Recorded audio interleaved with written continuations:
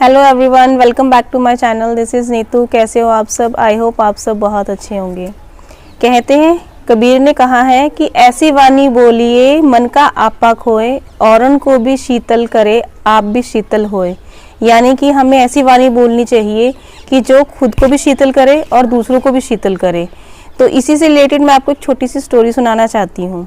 एक बार एक राजा होता है, उसके साथ उसका सेनापति और उसका मंत्री जंगल में जाते हैं शिकार के लिए। अब शिकार को ढूंढते ढूंढते वो जंगल में बहुत दूर निकल जाते हैं। गर्मी का मौसम था, जंगल में घूमते घूमते उनको क्या हुआ, प्यास लग गई बहुत ज़्यादा। अब उन्होंने क्या किया, राजा एक जगह बैठ गया और उसने अपने मंत्री को और सेनापति को कहा कि आप जाओ और पानी को ढूंढो।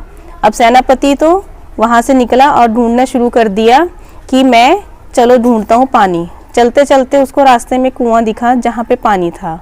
अब उसने क्या देखा कि वहाँ पे एक अंधा बूढ़ा बैठा था जो सबको पानी पिला रहा था कुएं से निकाल के।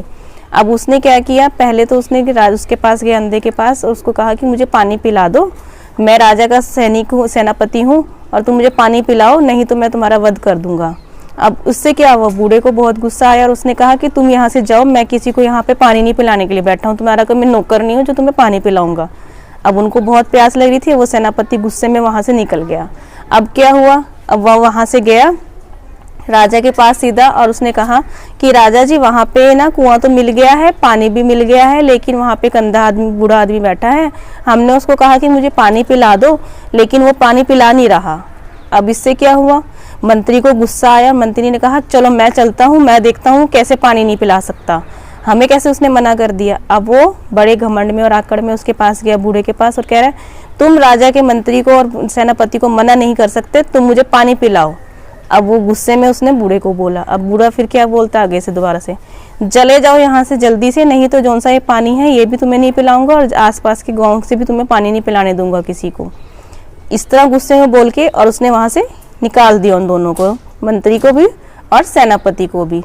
ऐसे ही करके क्या हुआ, जब दोनों वापस फिर क्या हुए, मंत्री भी और सेनापति भी राजा के पास आए और कह रहे महाराज जी, वहाँ पे एक बूढ़ा बैठा है, बहुत ही बदतमीज है, वो किसी की नहीं सुन रहा, ना वो किसी को पानी पिला रहा है, हमने उसको इतनी बार कह दिया, वो किसी को नहीं पानी पिला रहा है। अब क्या था, राजा को प्यास तो बहुत लग रही थी। अब राजा ने कहा कोई बात नहीं, तुम मत जाओ, मैं तुम्हारे साथ चलता हूँ और मैं जाके उससे बात करता हूँ। अब राजा ने क्या किया, बड़े आराम से उसके पास गया और बड़े विनय भाव से बोलने लगा प्यार से कि हे वृद्ध ब्राह्मण जी, हे वृद्ध जी, आप मुझे पानी पिला दीजिए, मैं बहुत प्यासा हूँ, मुझे बहुत प्यास लग रही है, कृपा करके आप मुझे जल पिला दीजिए। राजा ने बड़े ही विनय भाव से उसको बोला कि आप मुझे जल पिला दीजिए, मैं बहुत प्यासा हूँ, मुझे बहुत प्यास लग रही है। जैसे ही राजा ने उसको बोला वृद्ध को कि आप मुझे जल पिलाइए और इतने प्यार से बोला, उसने फटाफट राजा को जल पिला दिया। अब राजा बड़ा हैरान था कि ये दोनों भी आए थे इससे जल मांगने, लेकिन इसने उनको जल नहीं पिलाया, और मैंने एक बार बोला और उसने उसको जल पिला दिया। तो उसने कहा कि मैं जब जल पिलाने आया, आप अंधे हो, आपको कैसे पता लगा कि मैं राजा हूँ और ये मेरे सेनापति और मंत्री थे, आपने उनको क्यों नहीं जल पिलाया? तो अंधे ने कहा कि मैंने किसी को ये नहीं मुझे पता कि तुम राजा हो या ये सेनापति है या तुम्हारा मंत्री है, मैंने सिर्फ वाणी सुनी थी, यानी कि मैंने तुम्हारी सिर्फ बात सुनी थी कि मेरे साथ बात करने का तरीका कैसा था, यानी कि वाणी में किसकी मधुरता थी, जिसकी वाणी में मधुरता थी तो मैंने उसी को जल पिलाया है।